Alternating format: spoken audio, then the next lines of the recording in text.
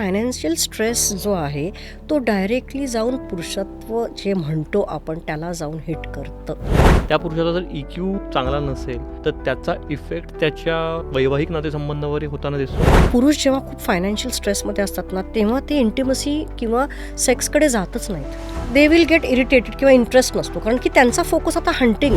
लग्नानंतर विशेषतः जॉईंट फॅमिलीमध्ये पुरुषावर 2 टॅग पडतात की एकतर ममाच बॉय आहे अजून पण, किंवा दुसरं म्हणजे बायकोचा बैल आहे. तर त्यांनी त्यातनं वे आउट कसा काढतो? आत्ता मध्ये मी एक टी-शर्ट बघितला आणि जे तू म्हणाला अगदी ते खूप छान इंग्लिशमध्ये त्यांनी लिहिलं होतं, produced by mother and directed by wife.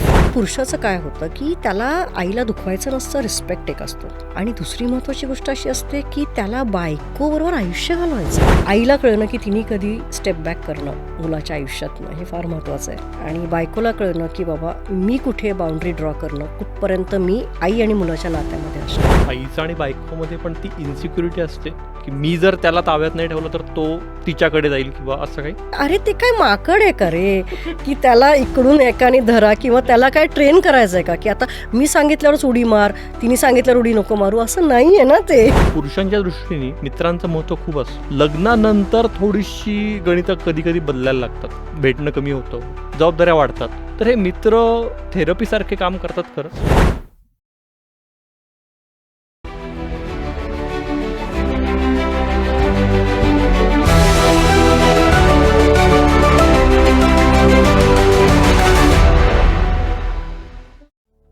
आजचं जग कितीही मोकळं आहे असं आपण म्हणलो किंवा दुसरीकडे अजूनही आपल्या समाजात पितृसत्ताक व्यवस्था अस्तित्वात असली तरीही पुरुषांचं आरोग्य, विशेषतः त्यांचं मानसिक आरोग्य, मेंटल वेलनेस किंवा ज्याला EQ म्हणतात, याविषयी फारशी चर्चा होताना दिसत नाही.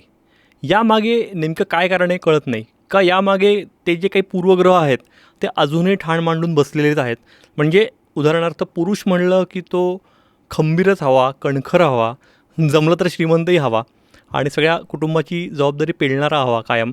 या सगळ्या अपेक्षांचं ओझं दडपण हे पुरुषांवर येतं का, ते व्यक्त करतात का त्यातनं त्यांची घुसमट होते. आणि अशा जर काही समस्यांमध्ये, काही प्रश्नांमध्ये एखादा पुरुष अडकला असेल तर त्याला वे आऊट मिळतो का, तशी काही मदत, तशी काही सोय उपलब्ध असते का, या सगळ्या महत्त्वाच्या विषयांवर, मुद्द्यांवर आजच्या भागात आपण चर्चा करणार आहोत. विषय खरंच खूप महत्त्वाचा आणि तितकंच दुर्लक्षित आहे, त्यामुळे एपिसोड शेवटपर्यंत नक्की बघा. नमस्कार, देहभान पॉडकास्टमध्ये मी निरंजन मेढेकर तुमचं मनापासून स्वागत करतो. आणि आपल्यासोबत आहेत मनीषा मोने मॅडम. मॅडम, मनापासून स्वागत आहे तुमचं. थँक्यू निरंजन. मनीषा मॅडमना आपण देहभानमध्ये याआधीही भेटलेलो आहे आणि त्या एपिसोडलाही तुम्ही सगळ्यांनी खूप भरभरून प्रतिसाद दिलेला आहे. त्या भागात आपण इमोशनल इंटेलिजन्स EQ या एकूण विषयाचा आढावा घेतलेला. तर या भागात आपण खास पुरुषांचं मानसिक आरोग्य आणि त्यातल्या त्यात EQ हा विषय आपण चर्चेला घेणार आहोत. मनीषा मॅडमविषयी सांगायचं तर त्या पॉझिटिव्ह सायकॉलॉजिस्ट आहेत, NLP प्रॅक्टिशनर आहेत आणि पॉझिटिव्ह इंटेलिजन्स हा त्यांच्या विशेष अभ्यासाचा विषय असून त्या अनेक कॉर्पोरेटसोबत याबाबत काम करतात. मनीषा मॅडम, परत एकदा स्वागत आहे तुमचं. थँक्यू निरंजन. धन्यवाद मला परत बोलवल्याबद्दल. आणि आजचा विषय ऑफकोर्स जो निवडला आहे आपण, तो खरंच खूपच, तू जसं म्हणालास तसं की त्याच्यावर विशेष चर्चा कधीच झालेली नाही आहे आणि खूप कमी बोललं जातं.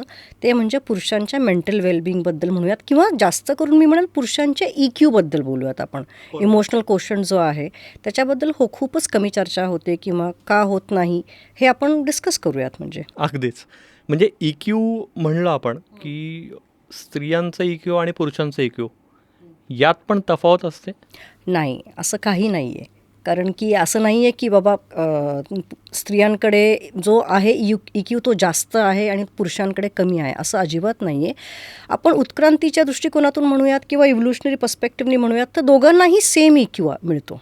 ओके, सो लाईक इंटेलिजंट, पुरुषही इंटेलिजंट असतो, IQ, स्त्री इंटेलिजंट असते, बरोबर आहे. So that is how it is की तो आहे तो तुम्हाला जो मिळतो तो तो जेंडर बायस अजिबात नाही आहे.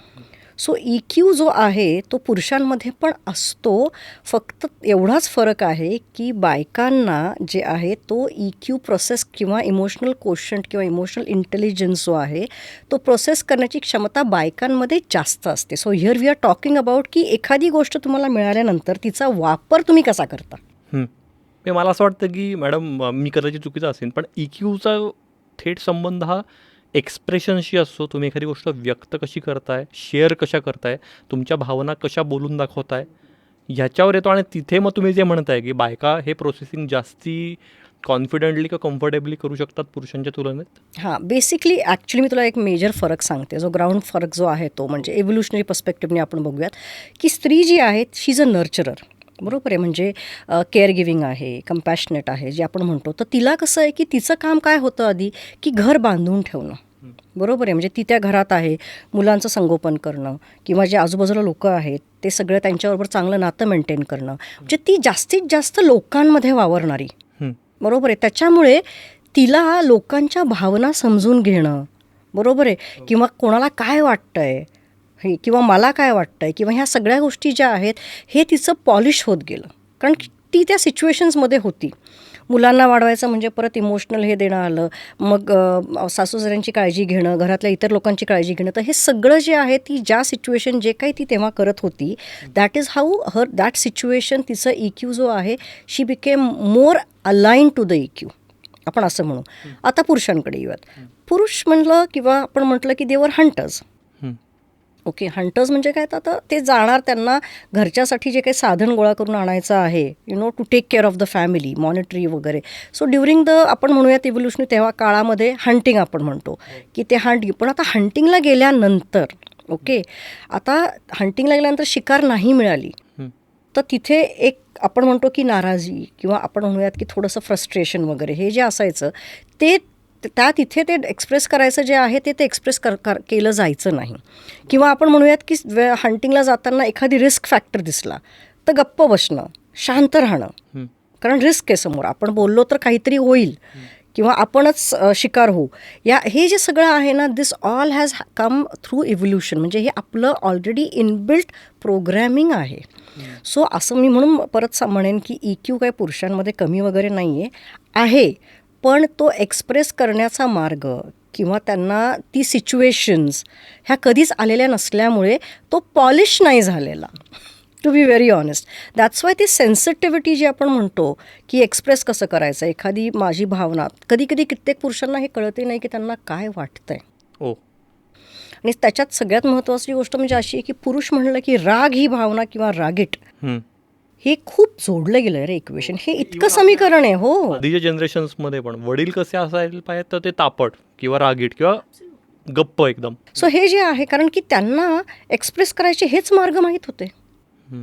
आयदर तुम्हाला काय होतं आहे आतमध्ये, दुःख होतं आहे का, इरिटेशन होतं आहे का, एखादी नाराजी आहे का, डिसअपॉइंटमेंट आहे, कुठलंही इमोशन जरी असलं तरी ते काढण्याचा मार्ग म्हणजे त्यांना फक्त राग किंवा चिडचिड करणं हा एक, किंवा दुसरा मार्ग म्हणजे एकदम शांत होणं, म्हणजे शेलमध्ये जाणं. बरोबर आहे. आज आपण 2026 बोलताना ही म्हणजे मागच्या पिढ्यांमध्ये हे एक वेळ ठीक आहे बाबा, बरोबर आहे, पण आजही ही सिच्युएशन दिसते तुम्हाला तुमच्याकडे काउन्सिलिंगला जी कपल्स येत असतील किंवा जे पुरुष येत असतील त्यांच्यामध्ये? हो, अजूनही दिसते. म्हणजे आता मी म्हणेन की बऱ्यापैकी बदललं आहे. कारण की आता आपण म्हणूयात की जो मॉडर्न मिलेनियल पुरुष आहे त्याला कुठेतरी त्याचेही रोल स्विच झालेत. एक लक्षात घेऊयात आपण की पूर्वी जो रोल होता पुरुषाचा, तो रोल काय होता, फक्त नोकरी करायची, जायचं, जे काही कमवायचं ते घेऊन यायचं आणि ते घरामध्ये देऊन टाकायचं. बाईचा रोल काय होता, घर सांभाळणं होतं. लेट्स गो 60-70 इयर्स बॅक, जिथे बायका नोकरी करायला लागल्या, बायकाही बाहेर पडल्या, म्हणजे दोघांचेही रोल्स बदलले ना. हो, काही रोल्स हे पुरुषांनी बायकांचे करायला सुरुवात केली आणि बायकांनी पुरुषांचे करायला सुरुवात केली. बरोबर आहे. तर हे रोल्स जसे जसे बदलत गेले तसं तसं त्याला आपल्याला हे जाणवायला लागलं की अरे फक्त रोल्स बदलणं नाही तर इवन तिथे मग त्या रोलमध्ये आल्यानंतर इमोशनल कोशंट हा किती महत्त्वाचा असतो. म्हणजे आजकालच्या ह्याच्यामध्ये एक नवीन आपण असं म्हणूयात की ट्रेंड नाही म्हणणार मी, पण एक खूप चांगला बदलही झाला आहे समाजात. एक पिक्चर आला होता की आणि का काहीतरी, बरोबर आहे. त्याच्यामध्ये हाऊस हजबंड ही कॉन्सेप्ट आली होती. हो, बरोबर आहे. सो ही हाऊस हजबंड जी कॉन्सेप्ट आलेली आत्ता आहे आणि बरेच पुरुष ते खूप open mindedly they are also kind of accepting it की ठीक आहे की घरनं मी काम करेन, जे काही काम असेल ते घरनं करेन, बाई तिला ऑफिसला जायला लागत असेल बायकोला तर ती जाऊ शकते. बरोबर आहे. जेव्हा हाऊस हजबंड ही कॉन्सेप्ट आली आणि हाऊस हजबंड काही पुरुषांनी जेव्हा हा रोल स्वीकारला त्यावेळेला म्हणजे काय, सगळ्याच जबाबदाऱ्या आल्या ना. घरातलं मेड्स असेल तर तिच्याबरोबर इंटरॅक्ट करणं, मुलांना शाळेत नेऊन सोडणं, मुलांना आणणं, मुलांच्या अभ्यासाकडे लक्ष देणं. म्हणजे जो रोल बाई करत होती तो रोल पुरुषाला आला. म्हटल्यानंतर बाई जो हा रोल सक्षमपणे करत होती तो काही फक्त टिकमार्क नव्हता ना टास्क, त्याच्यामध्ये खूपसं इमोशन होतं, तिला इमोशन्स ओळखता यायचे. बरोबर आहे. त्याच्यामुळे ती बरोबर त्याप्रमाणे त्या गोष्टी ती नॅव्हिगेट करत होती. आता पुरुषालाही ते करायला लागतं. त्याच्यामुळे आत्ता एवढ्यात जर मी ऑब्झर्व केलेलं आहे तर it is very good that main have started expressing. वा.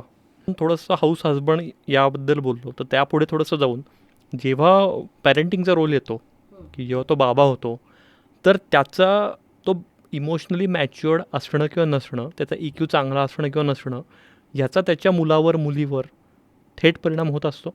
खूप जास्त, खूपच जास्त. म्हणजे आपण जरा since we are talking about male EQ, आपण पुरुषांबद्दलच्या EQमध्ये बोलतो तर थोडंसं मी त्याच्यावर जास्त फोकस करीन. पण हेही तेवढंच खरं आहे की जेव्हा एखादा पुरुष बाबा होतो, बरोबर आहे, मग मुलगी झालेली असू देत किंवा मुलगा झालेला असू देत, तर आता मुलावर वेगळ्या प्रकारे परिणाम होतो आणि मुलीवर वेगळ्या प्रकारे. म्हणजे आता समजा तिला आपले बाबा दिसत आहेत, मुलीचं आपण घेऊयात उदाहरण की बाबा दिसतोय आपला, बाबा एखाद्या सिच्युएशनमध्ये कसा वागतोय किंवा एखादी सिच्युएशन कशी प्रोसेस करतोय, बरोबर आहे का, तो एकदम शांतच होतोय, तो फक्त आरडाओरडा करतोय आणि तापटपणे काहीतरी बोलून निघून जातोय, हे रिॲक्शन आहे का, तो ती सिच्युएशन समजून घेतोय आणि त्या सिच्युएशनला त्याप्रमाणे रिस्पॉन्ड करतोय, हे ऑब्झर्व करत असतात मुलं. पण जेव्हा एखादा पुरुष जो आहे तो त्याचं EQ जेव्हा, म्हणजे आपण ज्याला म्हणूयात की तो वापरतो EQ, राईट, आणि रिस्पॉन्स देतो किंवा समजून घेतो भावना. कारण की हे बघ, शेवटी कुठल्याही घरामध्ये हे नवरा बायकोमध्ये भांडणं होतातच आणि ते मुलं बघतच असतात, राईट, वादविवाद होतात आपण म्हणूयात. त्यावेळेला बाबा आपला कसा रिस्पॉन्ड करतोय आईच्या इमोशन्सना किंवा आपल्या इमोशन्सला किंवा आजूबाजूच्या बाकीच्या व्हॉटेवर इमोशन्सना, हे मुलं ऑब्झर्व करत असतात. कारण एक खूप इम्पॉर्टंट गोष्ट आहे की मुलं 80% गोष्टी ह्या तुमच्या आईबाबांच्या वागण्यातनं उचलत असतात.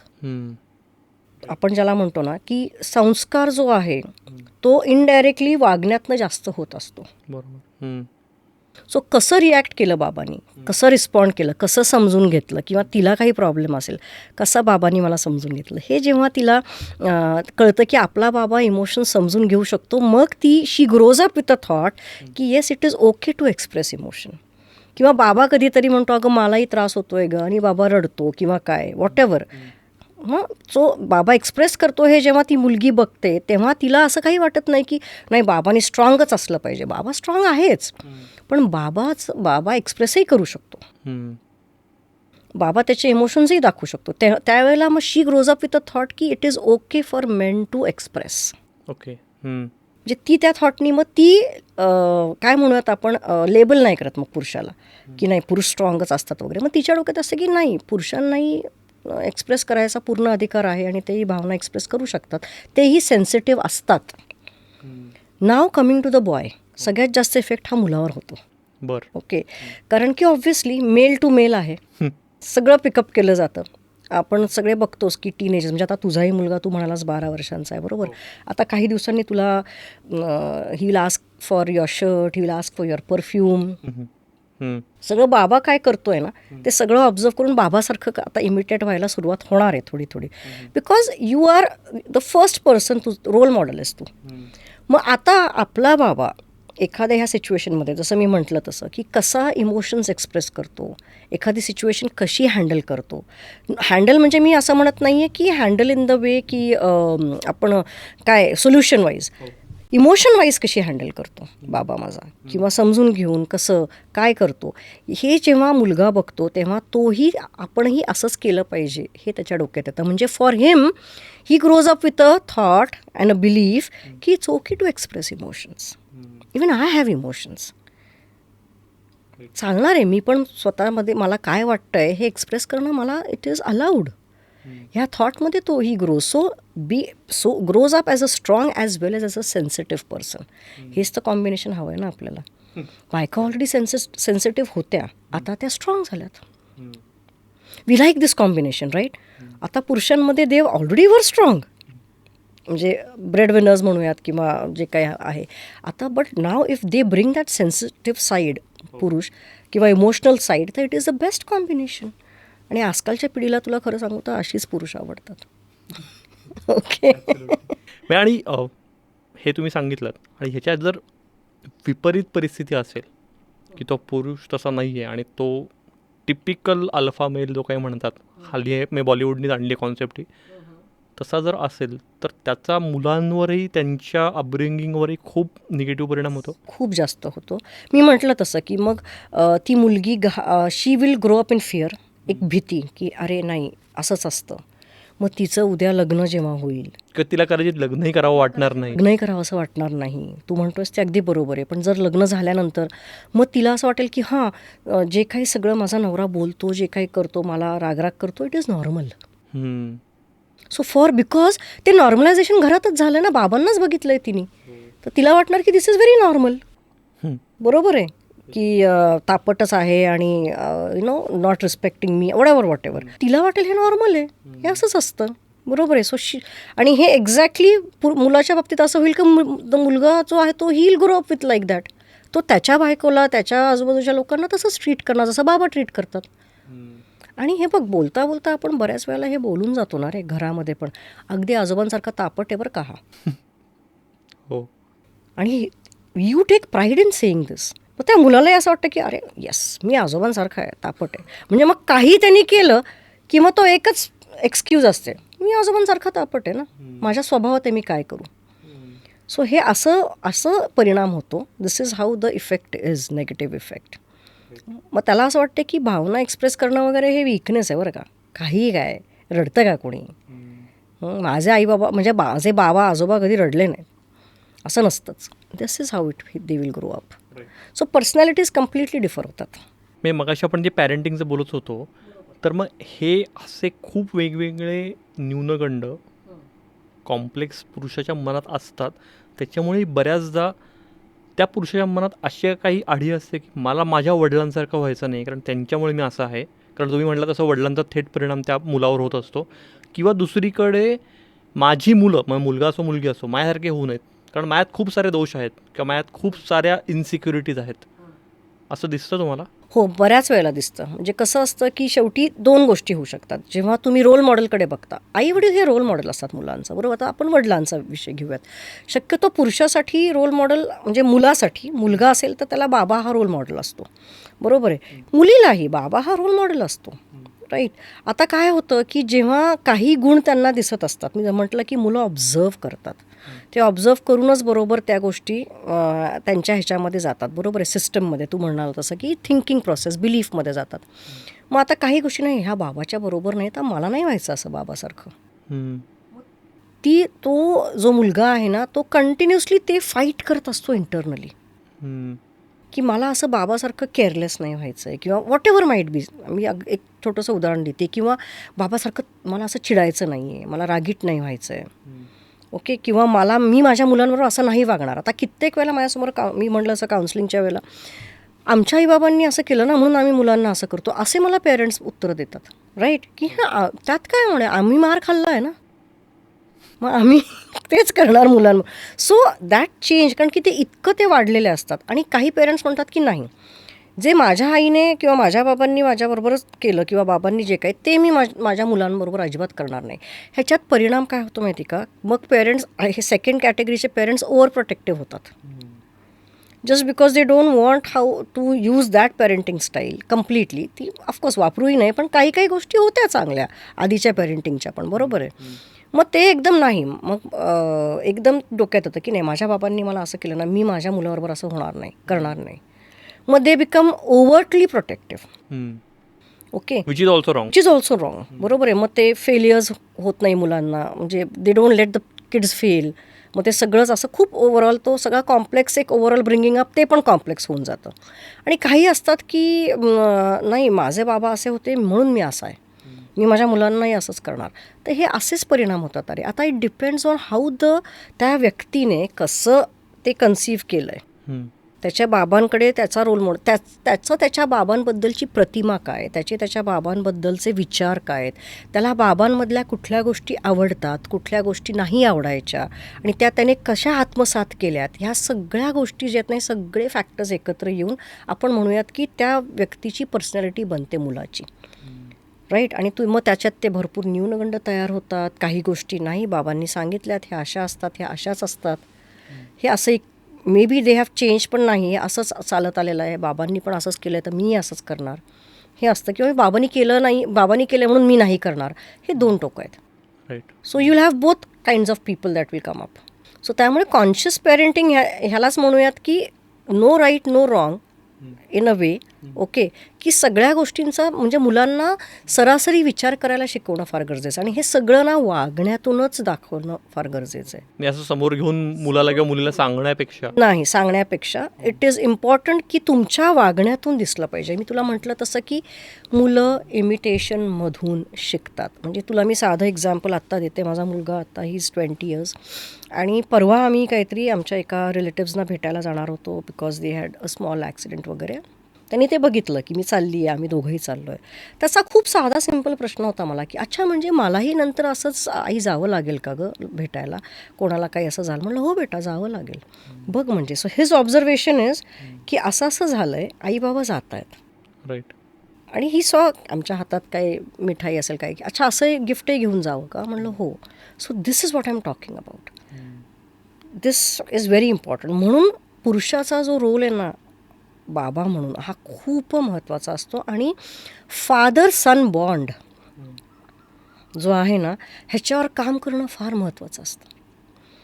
आणि हेल्प मागणं म्हणजे जर वडील जेव्हा मदत मागतो आपण काही तर तो पण एक प्रकार आहे की आपल्याकडे हेल्प मागत नाहीत आणि स्पेशली पुरुष मागत नाहीत. मदत मागणं म्हणजे कुठेतरी वीकनेस येतो. सगळ्यात लास्ट रिसॉर्ट असतो मदत मागणं. कारण की जेव्हा सगळेच रस्ते बंद होतात तेव्हा जाऊन आपण कुठेतरी पण त्याच्या आधी जर मागितली म्हणजे खूपच हालत खराब झाली की आपण जाऊन मदत मागतो. पण का बरं. कारण की it is a sine of weakness म्हणतो आपण. आणि मला असं वाटतं की हे मदत मागणं जे आहे ते जर आजच्या युगात आपण बघितलं तर त्याला कुठेतरी फायनान्शियल ॲस्पेक्ट बऱ्याचदा येतो. म्हणजे फायनान्शियल स्ट्रेस हे तुम्ही अगदी मगाशी जे आपण म्हणलो की अगदी पूर्वीच्या काळी आपण विचार केला की जेव्हा माणूस शिकार करायचा तेव्हा ते शिकार मिळवण्याचं दडपण होतं, तसं आज कमावण्याचं दडपण त्या पुरुषावर आहे. आणि त्याच्यात जर काही कमी जास्त झालं तर मला कसं बघितलं जाईल, मला जज केलं जाईल का, हे दडपण सतत त्या पुरुषाच्या मनावर असतं. खूप असतं. आता तू जसं शिकारीचं म्हणालास, साधी सिम्पल गोष्ट बघ की सगळेजण शिकारीला निघालेत. शिकारीसाठी काय लागतं. स्ट्रेंथ लागते, ॲजिलिटी लागते, कुठेतरी एक इंटेलिजन्स लागतो, फोकस लागतो. हे सगळं लागतं तुला शिकार करण्यासाठी. बरोबर आहे. मग ज्या पुरुषाला आता तुम्ही जेव्हा एकत्र शिकारीला जाता आणि जो पुरुष मोठी शिकार घेऊन येतो त्याचा उदो होतो. कारण की अरे ह्यांनी सगळे त्याच्या त्या क्वालिटीज वापरल्या, ही सो स्ट्रॉंग, त्यांनी किती त्याच्यामध्ये ॲजिलिटी आहे, किती फोकस होतं आणि किती इंटेलिजंटली त्यांनी मारलं वगैरे हे. आणि ज्याला छोटी शिकार मिळते त्याचं इनडायरेक्टली तुम्ही काय म्हणताय की ह्या पुरुषांनी काही ते वापरलेलं नाही आहे, ह्याच्यामध्ये ते कमी आहे. Now come to this day today same thing. जे पुरुष जे आहेत who have become financially very very what you call it good or strong, त्यांना समाज म्हणतो अरे काय मस्त म्हणजे इंटेलिजंट आहेत, वॉट एव्हर नोकरीमध्ये प्रमोशन्स मिळतात, हुद्द्यावर गेले. आणि काही पुरुष जे एका पॉईंटला येऊन स्ट्रगल करतायत, फायनान्शियली ते नाही करतायत, दॅट मीन्स दे आर लेस, कमकुवत आहेत.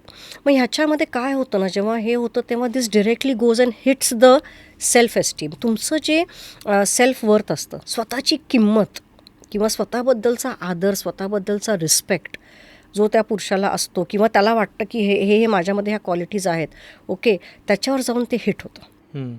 आणि सेल्फ एस्टीम हिट झाला ना की ते त्याला एक्सप्रेस करायचं माहीतच नाही आहे ना. राईट. कारण ते सेल्फ एस्टीम हिट झाला की वाईट वाटतं, दुःख वाटतं, त्रास होतो. पण बोलू कोणाशी. कारण शिकवलंच नाही आहे बोलायला. आणि बोलायला शिकवलं का नाही आहे तर तुला बोलायचा अधिकारच नाही आहे, तुला इमोशन्स एक्सप्रेस करायचं म्हणजे it is weakness. That is not your nature.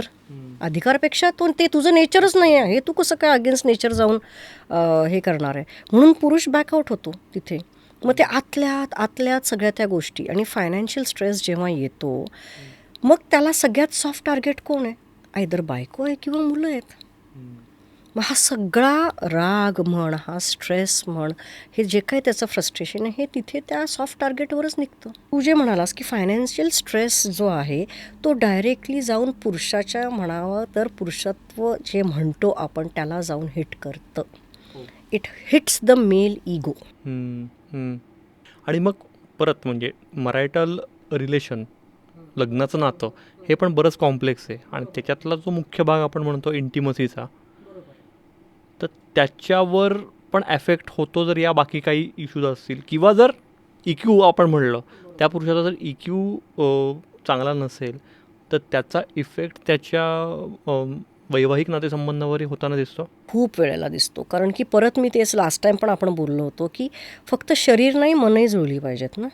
आणि स्त्री पुरुष हे नातं असं आहे ना रे की नवरा बायको स्पेशली तुम्ही काय फक्त त्या संबंधासाठी येत नाही आहे ना एकत्र. तुमच्या आजूबाजूला खूप घटक आहेत ना. बरोबर आहे. आणि दोघंही म्हणजे बायको असू दे किंवा नवरा असू दे एका परिवाराचा भाग हिस्सा आहेत. बरोबर आहे. त्यांच्या कामाच्या ठिकाणी काही काही गोष्टी चाललेल्या असतात. घरामध्ये पुरुषांना काही गोष्टींबरोबर डील करायला लागत असतं. बरोबर आहे. मग आता फायनान्शियल स्ट्रेस आला की त्याचा सगळा फोकस तिकडे जातो. हे गोष्ट खूप लक्षात घेण्यासारखी अशी आहे की मी काही केसेस अशा बघितल्यात की व्हेनेव्हर पुरुष जेव्हा खूप फायनान्शियल स्ट्रेसमध्ये असतात ना तेव्हा ते इंटिमसी किंवा सेक्सकडे जातच नाहीत.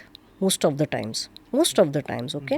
प्रत्येक पुरुषाचं त्याच्याशी डील करण्याचं हे वेगळं असतं. But most of the times I have seen की दे विल गेट इरिटेटेड किंवा इंटरेस्ट नसतो कारण की त्यांचा फोकस आता हंटिंग आहे. बरोबर. So the mental state is not that state. मग अशा वेळेला काय होतं ना इंटिमसीवर पण खूप फरक पडतो.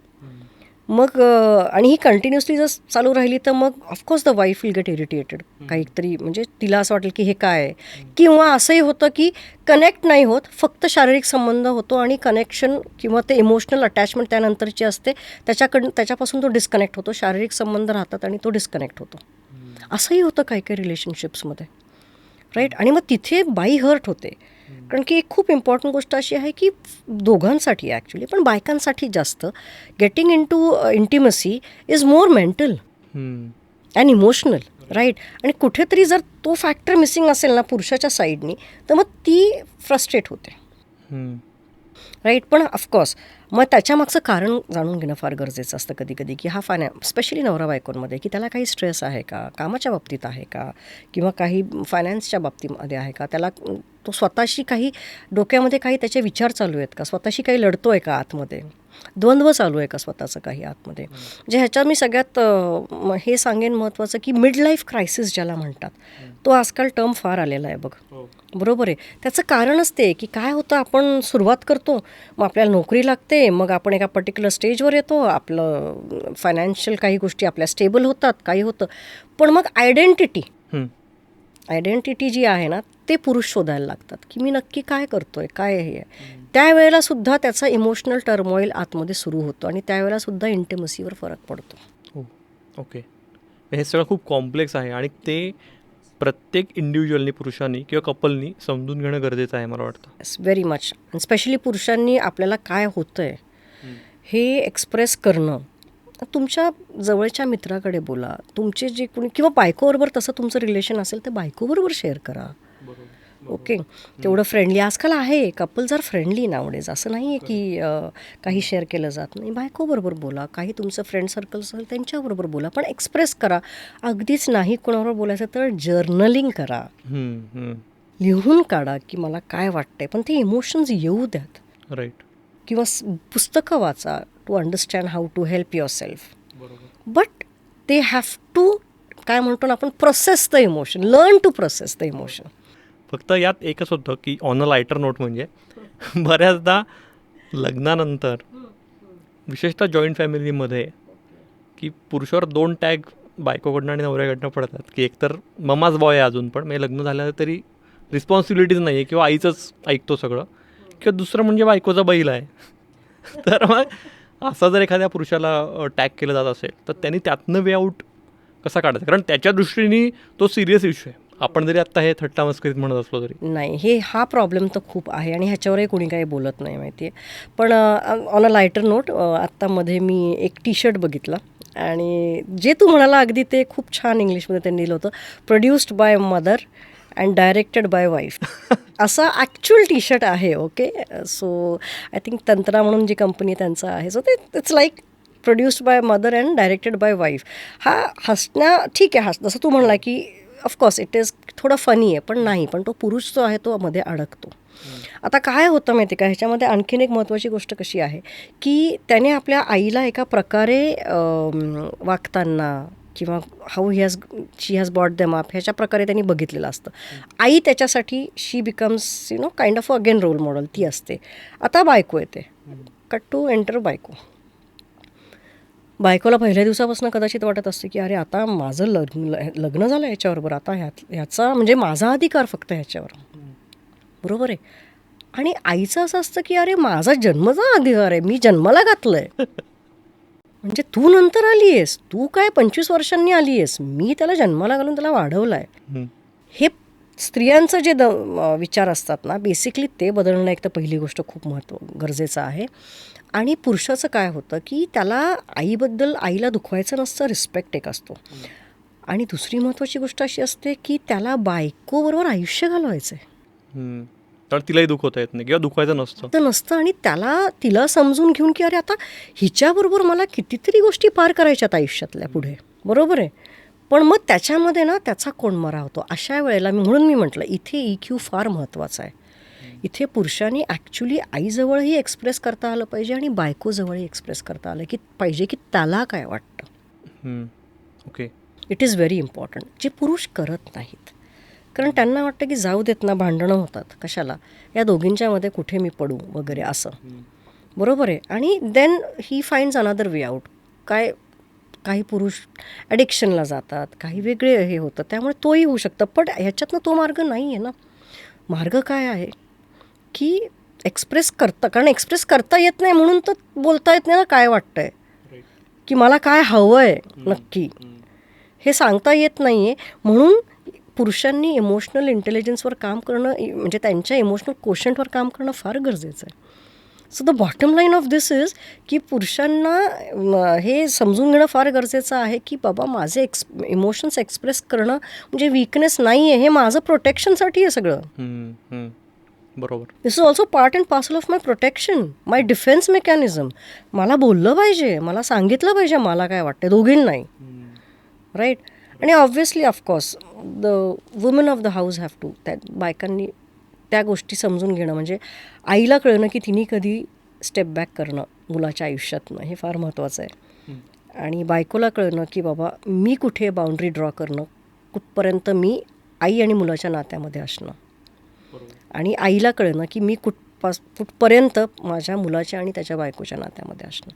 ही बाउंड्री मी लास्ट टाईमच्या सेशन्समध्ये आपलं जे झाला पॉडकास्ट त्याच्यामध्ये मी बोलले की आपल्याकडे बाउंड्री सेट करणं शिकवलं जात नाही, म्हणून हा सगळा घोळ आहे रे. पण मग यात त्या म्हणजे आईचं आणि बायकोमध्ये पण ती इन्सिक्युरिटी असते की मी जर त्याला ताब्यात नाही ठेवलं तर तो तिच्याकडे जाईल किंवा असं काही, हे खूपच मला पहिली गोष्ट म्हणजे हसू ह्या गोष्टी झालं की ताब्यात ठेवणं हा जो तू शब्दप्रयोग केला आहे ना, हा म्हणजे खरंच ॲक्च्युली मी त्याच्यामुळे हसले. म्हणजे नक्की काय, म्हणजे अरे ते काय माकड आहे का रे की त्याला इकडून एकाने धरा, किंवा त्याला काय ट्रेन करायचं आहे का की आता मी सांगितल्यावरच उडी मार, तिने सांगितल्यावर उडी नको मारू, असं नाही आहे ना ते. सो हे समजून घेणं फार गरजेचं आहे की त्याला त्याचं अस्तित्व आहे ना, मुलगा आहे, नवरा आहे, मान्य ना, हे रोल्स आहेत आणि तो त्याच्या परीने ते पूर्णही करतोय. पण मग माझ्या मुलाच्या प्रती आईने विचार करणं, मला माझ्या मुलाच्या प्रती माझं काय, मी त्याला कसं समजून घेऊ शकते. समजून घेणं म्हणजे काय की तो मुलगा म्हणून तो जे काय करायचं ते सगळं करतोय, so she should be happy with that. Same time बायकोचं, माझा नवरा म्हणून तो ह्या गोष्टी माझ्या फुलफिल होतात, इट इज गुड. कंट्रोल कशाला पाहिजे, पहिली गोष्ट ताब्यात ठेवण्याचा प्रश्नच येतो कुठे, तो त्याचा इंडिव्हिज्युअल आहे ना, बरोबर आहे ना. That is very important. आत्तापर्यंतचा एपिसोड जर तुम्ही बघितला असेल तर कसा वाटतो आम्हाला नक्की सांगा. तुम्ही कमेंट्स करू शकता, काही मनात प्रश्न असतील, शंका असतील तर नक्की विचारा. मनीषा मॅडम त्याला थेट आन्सर करतील. आणि अजून एक म्हणजे जर तुम्हाला हा पर्टिक्युलर एपिसोड आवडला असेल तर तुम्ही हाईप करू शकता हा एपिसोड. हाईप केल्यामुळे तुम्ही यूट्यूब तुमच्या माध्यमातून आणखी काही हजार लोकांपर्यंत यूट्यूबचा अल्गोरिदम हा एपिसोड पोहोचवणार आहे. हाईपचा जो टॅब आहे तो कमेंटचा खाली जिथं टॅब असतो, रादर सबस्क्राईबचा, तिथेच उजवीकडे असतो. थोडासा हिडन असतो, तो थोडा शोधायला लागतो, पण तो शोधून हाईप नक्की करा. तसंच आत्तापर्यंत आम्हाला असं दिसतं आहे की तुम्ही देहवनचा एपिसोड अगदी मनापासून बघताय. इव्हन मनीषा मॅडमचा मागचा एपिसोड त्यालाही खूप चांगला रिस्पॉन्स आहे, शेवटपर्यंत बघताय तुम्ही. पण काही कारणाने अजून जर सबस्क्राईब केला नसेल आपल्या चॅनल तर नक्की करा. मॅडम, आता एक आपण थोडंसं मैत्रीवर जाऊया. ओके. की पुरुषांच्या दृष्टीने मित्रांचं महत्त्व खूप असतं. मग ते शाळेपासून, कॉलेजपासून, लग्नानंतर थोडीशी गणितं कधी कधी बदलायला लागतात, की भेटणं कमी होतं, जबाबदाऱ्या वाढतात. तर हे मित्र थेरपीसारखे काम करतात खरंच? ॲब्सल्युटली. आपण मी खूपच आता सध्या आपण जर सोशल मीडिया बघितलं किंवा हे बघितलं तर ऑफकोर्स जसं बायकांच्या बाबतीमध्ये आहे की तिने मैत्रिणींना भेटलं पाहिजे, मैत्रिणी थेरपीसारखं they work, friends same is applicable to पुरुषांनासुद्धा. अगदी म्हणजे कारण की कसं असतं ना की ती जी मैत्री कॉफीला भेटू देत, ओके, ब्रेकफास्टला भेटू देत, लंचला भेटू देत, कसंही, पण त्यांचं कसं असतं पुरुषांचं की जेव्हा ते भेटतात तेव्हा ती एक वेगळ्याच जगामध्ये एकमेकांशी कनेक्ट होतात. राईट. मग कित्येक वेळेला असंही होतं की एखादा पुरुष जर काही प्रॉब्लेममधनं चाललेला आहे, ओके, आणि तो मित्रांना भेटला तर चेहऱ्यावर, आणि हे तेवढंच खरं आहे की जसं बायका ओळखू शकतात एकमेकींच्या काही भावना म्हण किंवा हे, तसं पुरुषही ओळखू शकतात. असं नाही आहे की ओळखू शकत नाही. आणि शक्यतो काय होतं पुरुषांचं, बाकीच्यांच्या समोर कदाचित त्या भावना किंवा त्यांच्या चेहऱ्यावर दिसणार नाही, पण जेव्हा मित्र भेटतात, जीवभावाची जी मित्र असतात, तिथे कुठेतरी ते दिसतं, कारण की ते येतं नॅचरली बाहेर, आणि मग मित्र ओळखतात ते. मग अशा वेळेला जेव्हा डिस्कस केलं जातं की अरे नाही, मला हा XYZ आहे, स्ट्रेस आहे, फायनान्शियल असेल, इमोशनल, म्हणजे काहीतरी घरात चालू आहे, वादविवाद चालू आहेत, किंवा पैशाची काहीतरी पैशाचा प्रॉब्लेम आहे, किंवा दुसरं काहीतरी मुलांचं काहीतरी इश्यू आहे, काहीतरी आहे, हे जेव्हा ते डिस्कस करतात त्यावेळेला पुरुषांचं म्हणजे बेसिकली त्यांचा जो स्वभाव आहे, जो मूलभूत पुरुषांचा स्वभाव असतो तो म्हणजे सोल्युशन देणं. राईट. कदाचित त्या घटकेला लगेच पटकन काही सोल्युशन येणार नाही, पण यू विल ऑलवेज सी की त्या ग्रुपमधलं कोणी ना कोणीतरी ते डोक्यात सगळ्यांच्याच डोक्यात असं, पण त्या एखाद्या पर्टिक्युलर मित्राच्या प्रॉब्लेमला जर कुठे सोल्युशन सापडलं तर ते लगेच त्याला देतील ते. की अरे तू यांच्याबरोबर कनेक्ट हो बरं का गे, किंवा हे बघ इथे तुला हे फायनान्स असं आपण बघूयात, चल बसूयात, काय तुझा प्रॉब्लेम आहे, आण बरं आपण करूयात, हे पण करतात. So not only the emotional support but they will also give you solution. आणि हे खूप गरजेचं असतं. म्हणजे मी म्हटलं तसं की ते कदाचित असं फार अगदी रडून बिडून नाही सांगणार जितकं बायका सांगतील आपल्या मैत्रिणींना, पण ते सांगतील. आणि पुरुषाचं मेकच असा आहे किंवा the way they are built up, म्हणजे आपण जो म्हणूयात की इव्होल्युशनरी ह्याच्यामधनं जे काही त्यांचं प्रोग्रॅमिंग आहे की पहिले सोल्युशन, कारण की बाहेर पडायचं ना त्या गोष्टीतून. सो ते मित्र डेफिनेटली हेल्प करतात. ओके. आणि it is a therapy. Okay. आता ह्याच्या काय म्हणतो आपण की बऱ्याच वेळेला आपण असं वाटतं की नाही, घरातनं बायकोचा थोडा विरोध असतो, हे असतो, कारण की may be the friends are not a good company, असंही असू शकतं. प्रत्येकाचं आपलं फ्रेंड सर्कल असतं, त्याप्रमाणे मग ते घरातनं विरोध होणं नाही होणं. पण मला असं वाटतं की जर खरंच चांगली कंपनी असेल आणि जर ते जेल होत असतील तर त्यांनी आपल्या मित्रांना डेफिनेटली भेटावं, बिकॉज फ्रेंड्स इज थेरपी. मग तो पुरुष असू दे नाही तर स्त्री असू देत, शेवटी फ्रेंड्स इज थेरपी. वा. तुम्ही मॅडम मग अशी मिड लाईफ क्रायसिसबद्दलही बोललात, तर आजकाल हा अर्ली रिटायरमेंटचा एक ट्रेंड दिसतो आहे. तर म्हणजे असंही बऱ्याचदा दिसतं की सगळं खूप सेटल आहे, करिअर खूप सेटल आहे, नोकरी एकदम उत्तम चालली आहे, पण तरी तो पुरुष ते सोडून देतो. त्याला काय करायचं बऱ्याचदा माहिती नाही आहे किंवा तो चाचपडतो आहे, पण त्याला काहीतरी स्वतःची पॅशन चेस करायची आहे.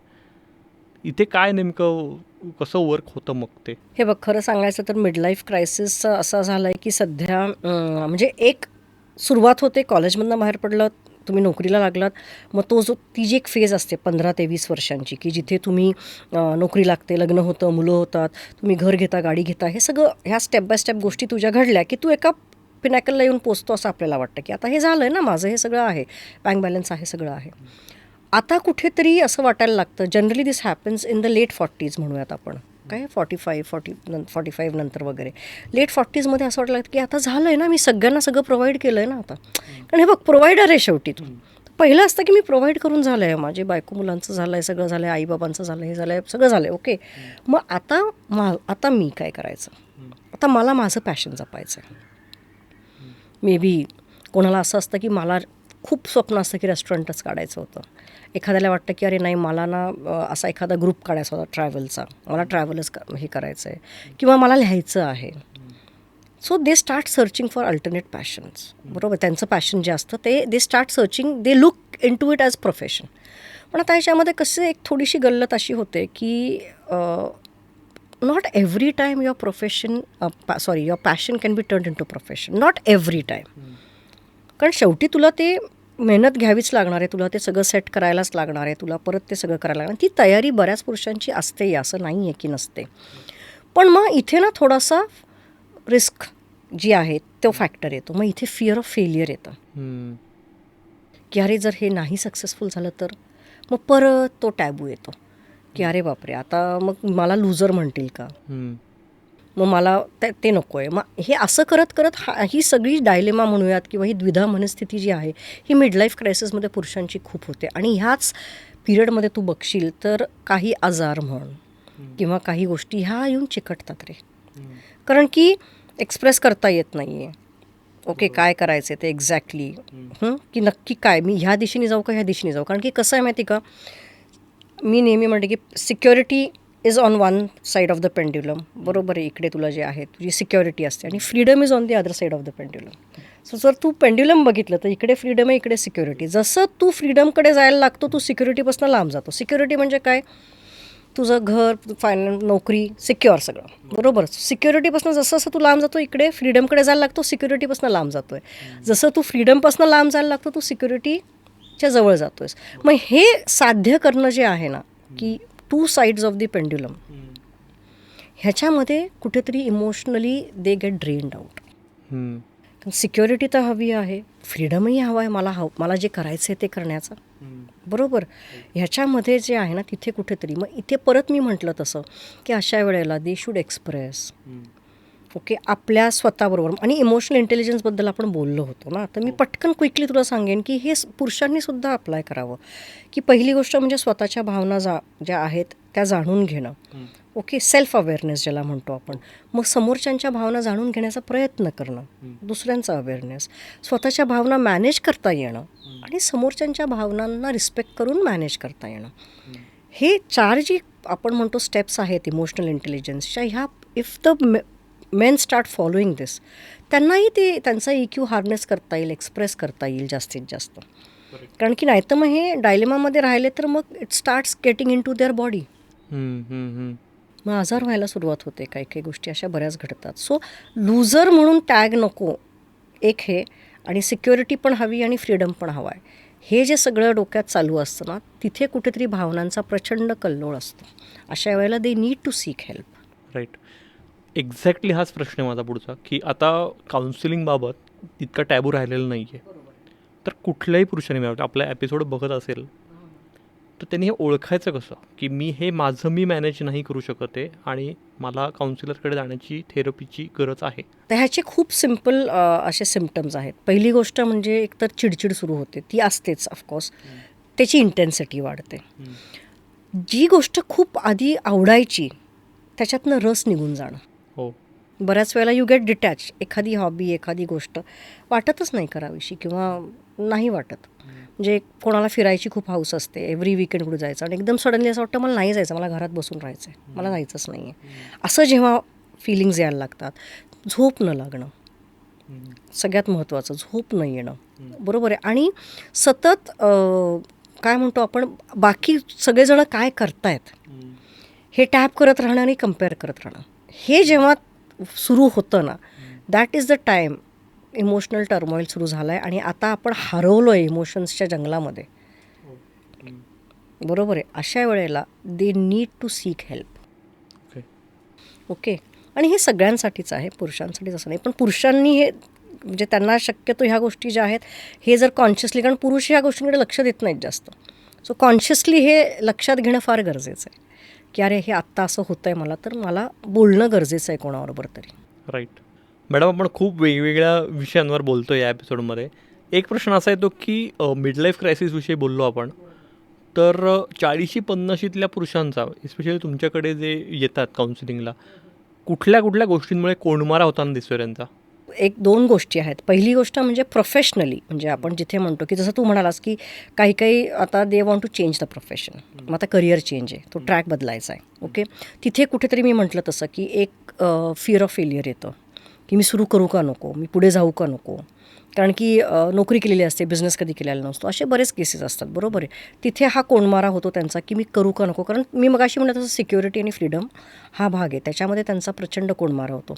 दुसरं म्हणजे मी आत्ता जे ऑब्झर्व केलं आहे ना ह्या ओव्हरऑल माझ्या करिअर स्पॅनमध्ये, जेव्हा जेव्हा माझ्याकडे कोणी पुरुष येऊन when they have done counselling, तर काही केसेसमध्ये असं आहे की हे बघ, आजकालचं आपण म्हणूयात की बायकांना फ्रीडम मिळालेला आहे, बायका नोकरी करतात, बायका they can do whatever they want to do. Okay, हे सगळं खूप छान, आपलं आता एकदम छान सेट झालं आहे. ओके, पण आता प्रॉब्लेम असा झाला आहे की ह्या free minded and free spirited बाई जी आता झालेली आहे, किंवा आपण मुलींना वाढवतो आहे किंवा आपण आहोत, ह्यांना हँडल कसं करायचं हे पुरुषांना शिकवलं नाही गेलेलं.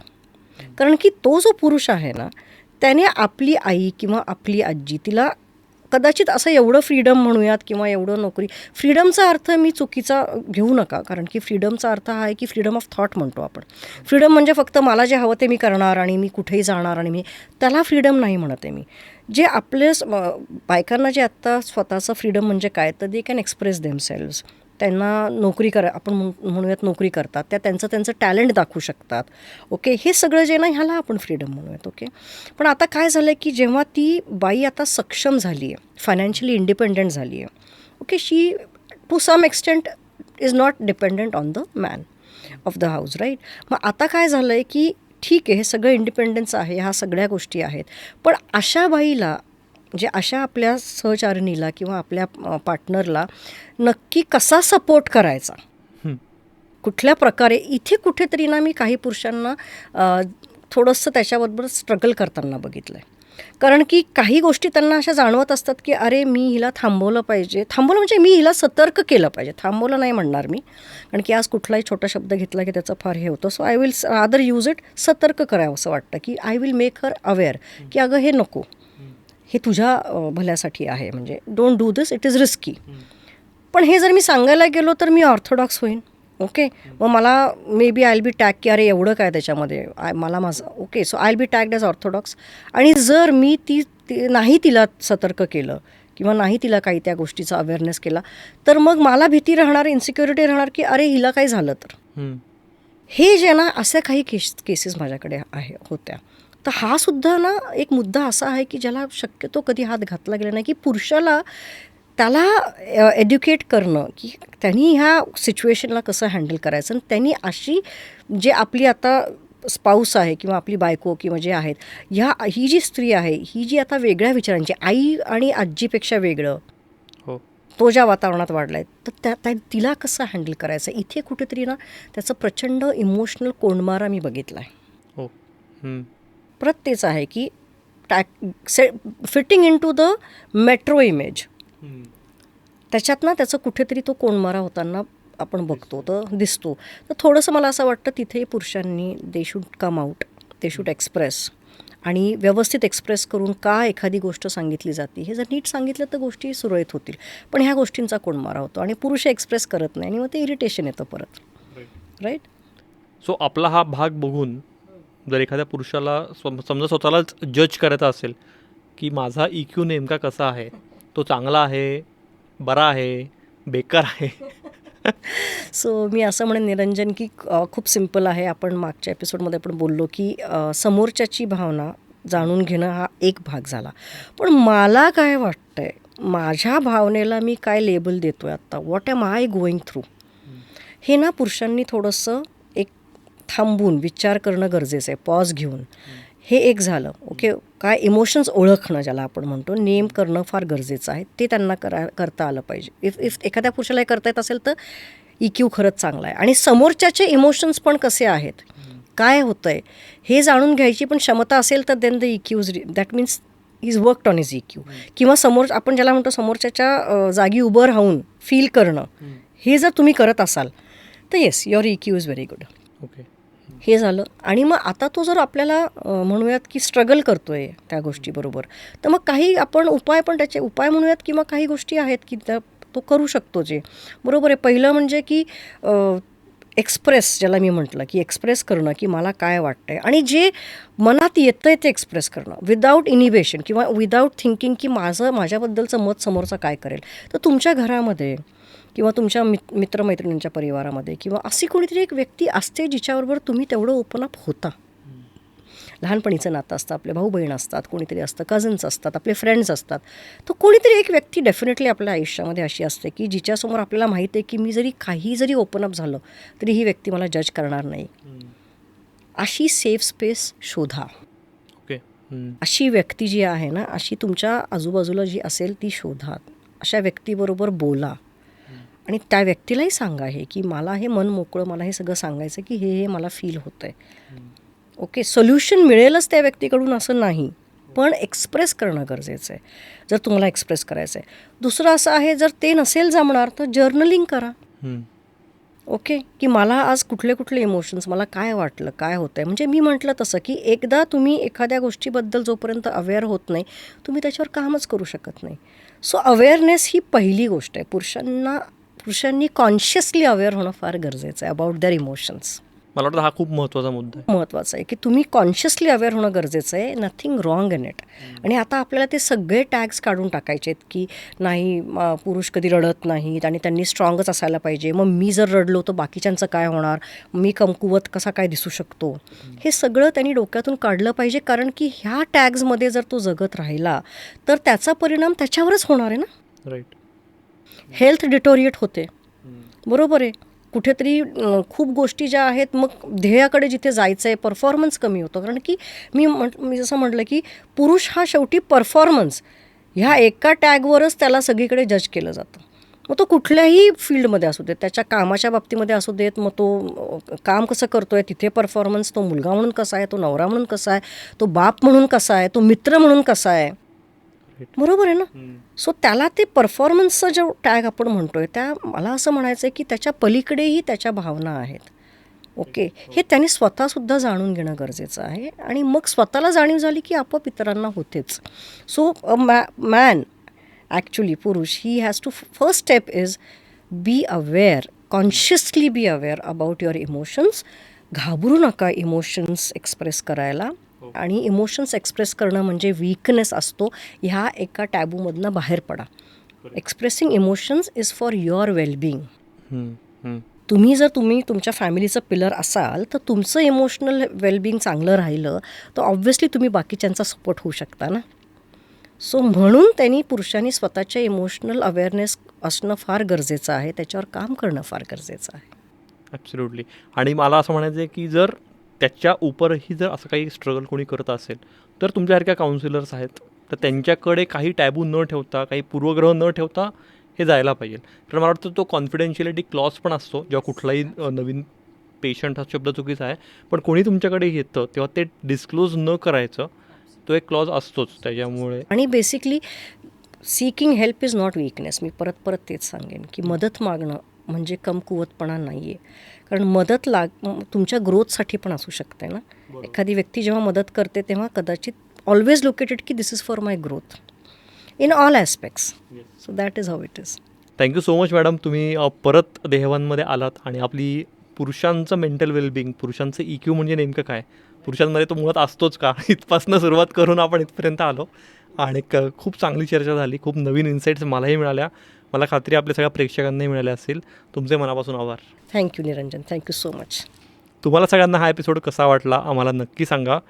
भेटूया पुढच्या गुरुवारी अशाच आणखी एखाद्या महत्त्वाच्या इंटरेस्टिंग विषयावर आणि इंटरेस्टिंग गेस्टसोबत गप्पा मारायला. बघत राहा आणि ऐकतही राहा देहभान पॉडकास्ट.